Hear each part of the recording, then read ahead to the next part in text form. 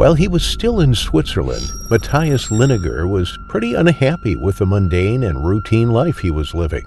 Although he got paid well for developing subdivisions, Matthias was overworked, working 7 days a week for something that he didn't enjoy. He was in a never-ending rat race, and he wanted out. Luckily, Claudia wanted the same thing as her husband. She, too, was working too hard and wanted to escape the life of constantly chasing success. Looking for a perfect place to settle for their escape, Matthias remembered Yukon. Before they were a couple, Matthias had visited the place and was struck by the breathtaking views of the forest, rivers, and mountains, not to mention the fine, humble people, wild animals, and wide-open spaces he encountered. Eventually, the two cashed out, selling everything they owned, and took a rented RV to the Canadian territory. They drove up the South Canol Road near Teslin Village and into the driveway of a rural property on 4 Mile Creek. In 2006, they bought a house and never left again. The two struggled at first, but eventually got new jobs at a hotel in Whitehorse. Claudia cleaned rooms while Matthias sorted laundry. Through time, Claudia found work at the Teslin Library, and Matthias got hired in the finance department of the Teslin Tlingit First Nation. Still, the two were missing something in their life. They wanted to build something, and so the two started a business, offering wilderness trips and accommodations to Europeans seeking a taste of the great outdoors. They called their company Breath of Wilderness, and it was a fitting name for a business that offered visitors a chance to experience the beauty of the Yukon. The backcountry life in the Yukon was a far cry from their city life in Switzerland. They had to fix everything on their own, the plumbing, solar panels, and even chop their own firewood. Eventually, the two made it work, and the business ran smoothly. The bookings rolled in.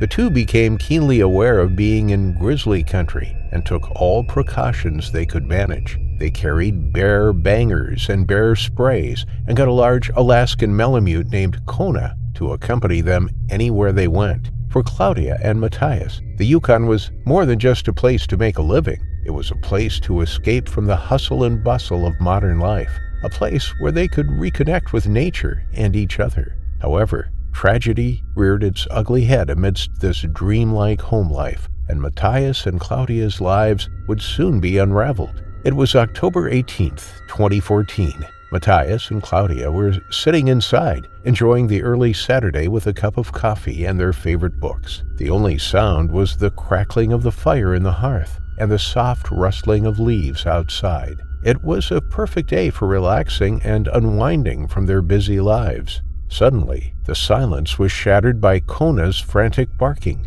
The big Alaskan Malamute was outside in the yard, and it was clear that something was wrong. Matthias thought this was unusual. He stood from his chair and rushed to the window to see what the commotion was about. To his horror, it was a grizzly bear lumbering toward their house. The massive animal looked angry and disoriented, and it was clear that it was not going to stop until it reached them. However, the bear looked weathered and slimmer than usual. The approaching grizzly was a 38-year-old male nearing the end of its life cycle. Bears typically only live to the age of 25. This bear was extremely old. It is not unusual for male bears, as they get older, to be pushed out of their prime habitat by stronger, younger males. Unfortunately, these older bears will struggle to accumulate enough energy and fat reserves for the incoming winter hibernation, causing them to seek easier food sources. This makes these types of bears all the more dangerous.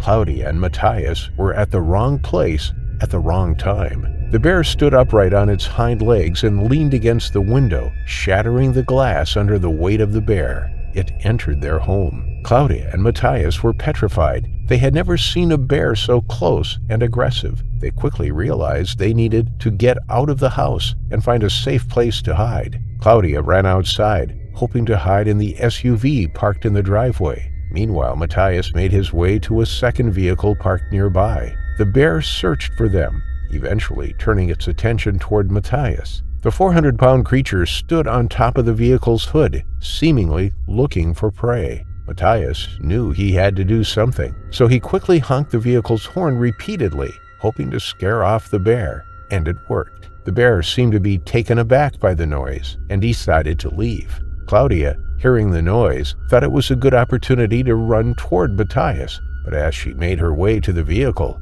the bear caught her off guard. She could hear the bear growling behind her, and she knew she was in trouble. The bear lunged at Claudia, dragging her into the nearby woods. Horrified at what he saw, Matthias ran to the house and scrambled for his gun. He ran as quickly as he could back out to find that Claudia was being mauled by the bear. In the midst of panic, Matthias told Claudia to lie down and play dead. The sound of gunshots echoed through the forest, and the smell of gunpowder filled the air. Matthias had let loose several shots at the grizzly bear attacking Claudia. He was sweating up a storm as he watched the massive animal flinch and eventually fall to the ground. As Matthias approached the bear's lifeless body, he saw Claudia lying motionless on the ground. Her clothes were torn, and she was bleeding heavily. He dropped the gun and carried her to the car. Bundling his wife into their pickup truck, Matthias sped through the Alaskan highway toward Treslin, desperately trying to keep his wife alert and conscious. Matthias promised her that everything would be all right. He also told her how much he loved her. Unfortunately, it took him 20 minutes to get to the medical center. Despite the doctor's best efforts to revive her, Claudia succumbed to her injuries. To make matters even worse, the doctors discovered a gunshot wound in Claudia's chest, which they believed to be the cause of her death. Matthias felt like he had been punched in the gut. He couldn't believe the news. Although he didn't feel responsible for Claudia's death, it overwhelmed him that the bullet he fired killed her. According to the chief coroner of Yukon, Kirsten MacDonald, there was nothing Matthias could have done differently. The bear was in predatory mode and didn't plan on stopping the attack until Claudia was dead. Matthias had to kill the creature to the best of his ability, given the terrible circumstances. However, Claudia, playing dead, could have played a role in the catastrophic conclusion of the incident. MacDonald said that during predatory attacks, the victim should not play dead but instead fight back. Matthias recognized his mistake in telling Claudia to lie down. However, because of the frantic nature of the situation, he lost composure and couldn't think straight. Eventually, Matthias had to come to terms with the loss of his wife.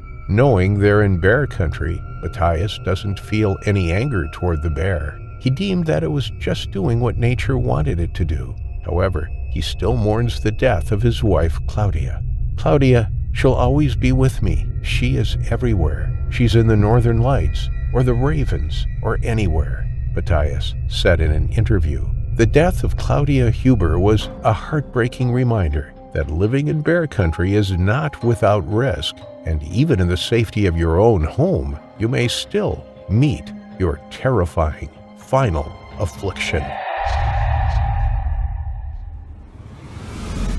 The Gaza Strip, known the world over for its ceaseless battles between Palestine and Israel, is home to some 2.3 million people. The Palestinian territory is considered one of the most densely populated regions in the world. Labor and trade are restricted across its borders with Israel and Egypt. Ruled by the terrorist organization Hamas, it is blanketed in poverty and everyday freedoms are withheld as people live in constant fear. Almost a fifth of children under the age of 5 are malnourished, and there are frequent shortages of water, electricity, and medicines. It is probably the last place in the world where you would expect to find a zoo. However, in the southern Gaza town of Khan Yunis, a small private zoo called Asda Park is one of the few that are open to the public. Situated just 2.5 miles east of the Mediterranean Sea, it is the second largest city in Gaza and is known for its open-air markets, or souks. The neighboring Khan Yunis Zoo was labeled as the worst zoo in the world, and locals condemned the treatment of the animals. Those that died, mostly from starvation, were taxidermied by zoo staff and stuffed for visitors to view on arrival. In fact, those animals, unlucky enough to still be living at the zoo, had to share their quarters with the dead. And in one case, a tigress had to share her enclosure with the stuffed corpse of her former mate. Mercifully, that zoo shut down in 2016. But Asda Park Zoo opened in 2010 as part of an entertainment complex. The animals are treated equally as poor as the neighboring zoos, and it is also widely condemned for the suffering of the animals. But for some, it is an enjoyable day out. It provides entertainment for families in Gaza who have little else in the most politically volatile place in the world. With local government resources going towards the ongoing war and a poverty rate of around 60%, there is little in the way of funds for the animals at the park. There is no medical care available to them, and food supplies are scarce. Some are said to be in a state of starvation, and there have been rescues by various charities over the years to give the animals a better life. The park receives on average of 50 visitors a day, each paying the equivalent of $50 for entry. But to feed its larger animals, the zoo would need to have spent between $30 and $40 each and every day to buy between 20 and 30 kilograms of meat. The animals inside are desperate, and desperate animals can be exceptionally dangerous. On May 2, 2023, 6-year-old Hamada Ikhtiat was visiting the zoo with his family. As they wandered around the grounds, they made their way to the lion enclosure. Inside were 2 lions, a male and a female. The enclosure was bleak, with gray concrete floors and thick metal bars surrounding it. The lions were fed minimal meat and had no environmental stimulation whatsoever.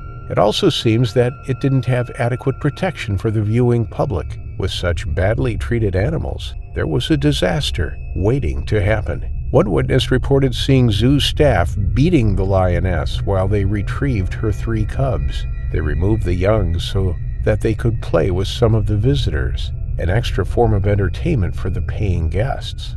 They then tormented the lioness, who was kept in a cage 7 square meters in size. A lion needs a minimum of 1,000 square meters when held in captivity. The conditions they were kept in was nothing short of evil and inhumane. It was the wildlife charity 4 Paws that convinced the zoo to close in 2016. They managed to rescue almost 50 animals, and the owners were in agreement with the charity that they would remain shut. However, miraculously, shortly afterwards, it reopened. Some think that this was to blackmail the charity into giving them money to rescue the animals. 4 Paws had indeed paid money, but this was to cover the cost of medical bills and food to ensure the animals were well enough to be transferred to more suitable parks and sanctuaries around the world. Whilst his mother's back was turned, young Hamada squeezed between a gap in the outer fencing of the lion enclosure. He wanted to see the lions better. He wanted to get closer. He stood next to the cage bars, and when he did so, one of the lionesses trotted over to him. He could see her beige-brown fur, the size of her paws, and her large, round eyes as she stared at him. In less than a few seconds, she stood just inches from Hamada. Then, without warning, she reached through the gaps in the bars with her paw. Her claws, 4 inches long, protracted as she grabbed the 6-year-old and yanked him towards her. The little boy screamed, and his mother wheeled around to see her son's head in the jaws of the lioness. The warm stench of her breath filled his nostrils, the sandpapery tongue rough and wet on the top of his head. The lion was pulling and tugging at the young boy. She was trying to pull him into her cage. The boy's tiny, helpless body was limp and at the mercy of the lioness as he was repeatedly pulled back and forth between the bars. It was as though he was trapped. He couldn't get out. He was stuck between the bars and now was held in the lioness's jaws. The pain must have been indescribable for the terrified youngster as the lion's canine sank into his skull. Security personnel rushed to the scene. They ran to the bars and pulled at Hamada, but the lioness refused to let go. Her 3-inch-long canines crunched down on his skull. Blood poured from the open wounds on his head. He could feel the intense pain from her sharp claws as they dug into his flesh, curled around so as not to let him go. The officers beat the lion through the bars until she eventually released her grip, but the damage was done. Little Hamada, with blood pouring down his face and spilling onto the concrete ground, was rushed off to hospital. The doctors fought to save him, but the injuries he had sustained were too great, and he passed away with his mother by his side. It was a terribly tragic incident and the first reported case of a killing by a wild animal in Gaza. The lioness is one of about 40 big cats still thought to be held captive in Gaza. They were smuggled in from Egypt in underground tunnels when they were cubs and have lived a life of misery ever since. The Four Paws charity had been involved with animal rescues in Gaza before. Another zoo, Rafah Zoo, was in a terrible state. Animals had been subjected to rocket attacks during a conflict. A female lioness had been declawed, leaving her with a life-threatening infection and in serious pain. 3 lion cubs froze to death without the necessary care and shelter provided, and all of the animals were kept in tiny, dirty cages. In 2019, Four Paws rescued 47 animals from the appalling conditions and rehomed them in sanctuaries. The zoo was then closed. Sadly, the same couldn't be said for Asda Park Zoo. Not only was the zoo so poorly funded that it left the animals malnourished and aggressive, but it didn't have the proper infrastructure in place to provide safe viewing for the visiting public. In countries like the UK, there are laws in place to ensure zoos and their animals are well looked after. A zoo must hold a license, staff must be qualified, and the animals must be kept for educational, conservation, or research purposes only. There are strict conditions for the animals that must be met. These are loosely based on these 5 freedoms: freedom from hunger and thirst, freedom from discomfort, freedom from pain, injury, or disease, freedom to express normal behavior, freedom from fear and distress. It is clear that Asda Park Zoo doesn't provide a single one of these freedoms for its animals. Following Hamada's death, the zoo was temporarily closed whilst an investigation into the attack was carried out. But it won't be long before it is opened back up again, and the inhumane treatment of the animals persists. The family of Hamada had witnessed the 6-year-old being mauled to death. It was a tragic and terrible waste of such a young life in a war-torn region. But the authorities' sequence of events differed from that of the families. They said that the boy had climbed over the top of the exterior fence and then dropped down inside the lion's enclosure. It was no wonder that he was attacked. But for his mother and the rest of his family not to notice him scaling the perimeter fence seemed unlikely. Either way, it was a tragic end to the family's day out. There were fresh calls to end the misery and suffering of those animals and to rethink the safety measures in place at one of the world's worst zoos. But nothing has changed. It is only a matter of time before someone else like Hamada meets their terrifying final affliction. For many of us, spending a day at the beach is something that we have fond childhood memories of, playing in the sand, eating ice cream, and snorkeling. But whilst swimming in the glistening blue waves might seem like an ideal way to relax, there are creatures which lurk beneath the surface which might make you think twice.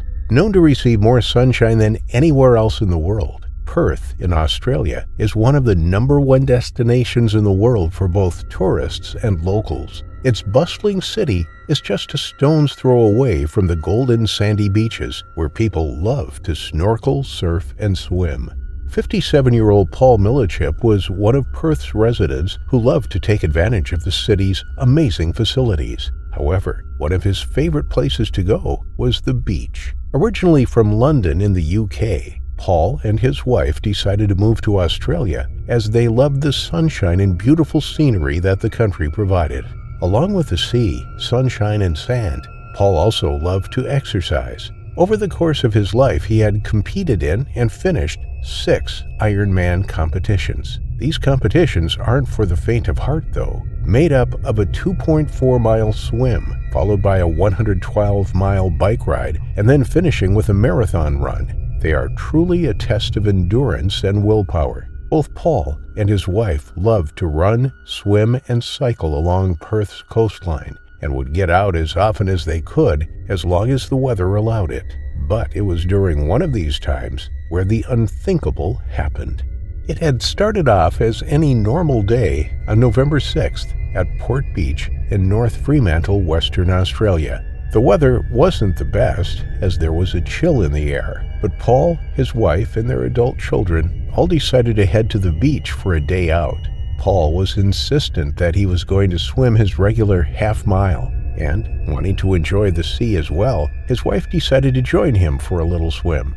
However, after swimming for a little while, Paul's wife began to get tired, and so she decided to leave the sea to go and relax with her children. Paul, on the other hand, was determined to finish his swim, and so he continued on through the waves. Little did he know what lurked beneath him. At about 10 a.m., as Paul was swimming through the water, 4 teenage boys were sitting in a dinghy not too far away from him. They were playing around, enjoying their time in the water, when, all of a sudden, they noticed a large gray shape in the water, swiftly making its way towards where Paul was swimming. In just an instant, things took a sharp turn for the worse. Australia borders 3 of the 5 major oceans in the world, and with the waters full with biodiversity and lots of food sources, it is a haven for all sorts of marine wildlife. But the creatures that people are the most aware of are the sharks. There are many different species of shark which inhabit the oceans around Australia. However, 2 of the most dangerous species which can be found are the tiger shark and the infamous great white shark.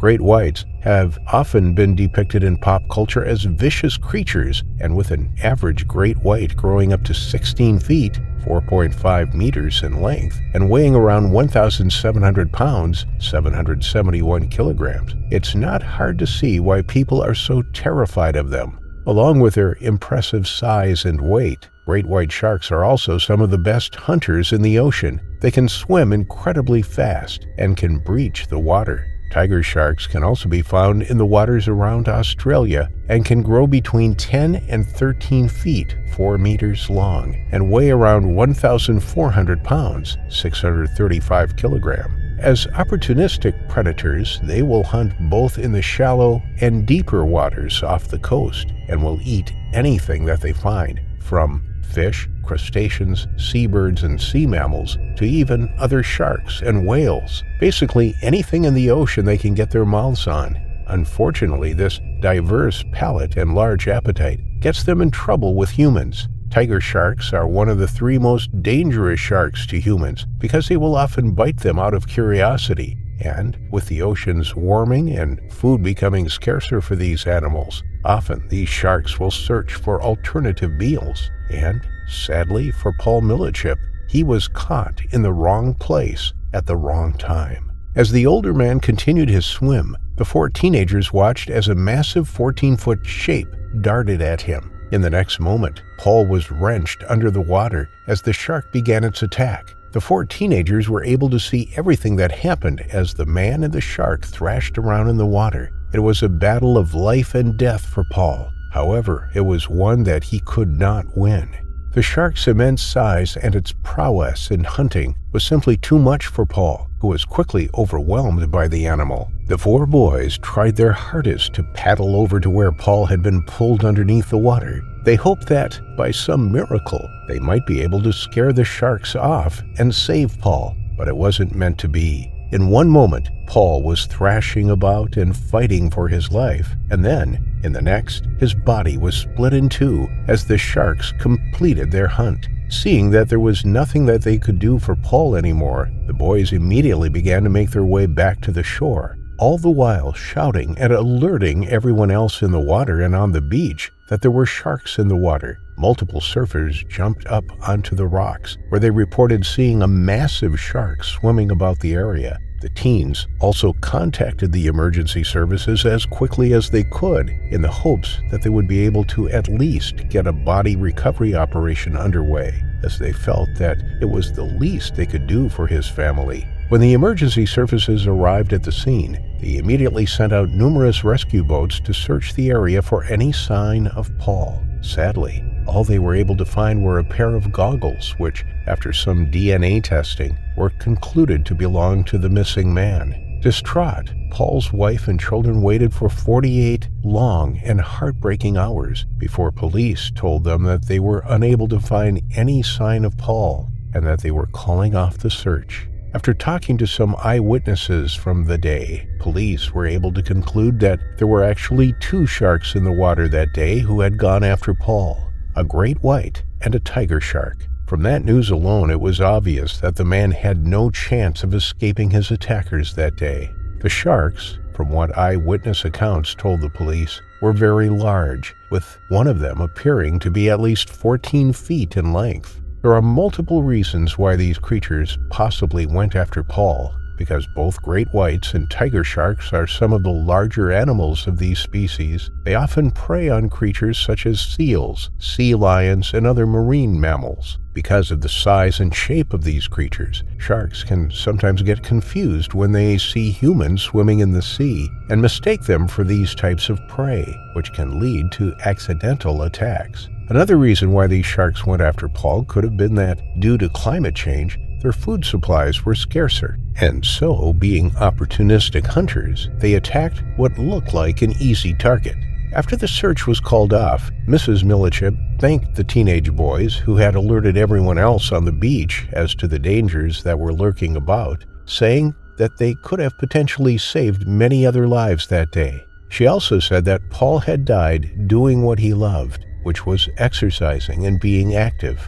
Following the incident, the beach was closed for 2 days as the search was underway. However, it was soon reopened to the public, but with cautions in place, as the sharks could have still been in the area. Unfortunately, Paul's attack was the 3rd shark attack that year in Australia, which is one of the reasons why the Australian government implemented a practice called shark culling to try and reduce the frequency and the amount of sharks along the Australian coastline. Sadly, this led to the death of hundreds of great white sharks, which caused an uproar amongst the Australian people, as they are an endangered and respected species. They demanded the practice of culling to be ended. However, the damage had already been done, and the number of great white sharks in Australia has still yet to recover. It's always important to remember that when humans and animals collide, it can be a precarious balance trying to coexist with one another. But with a little bit of patience and understanding,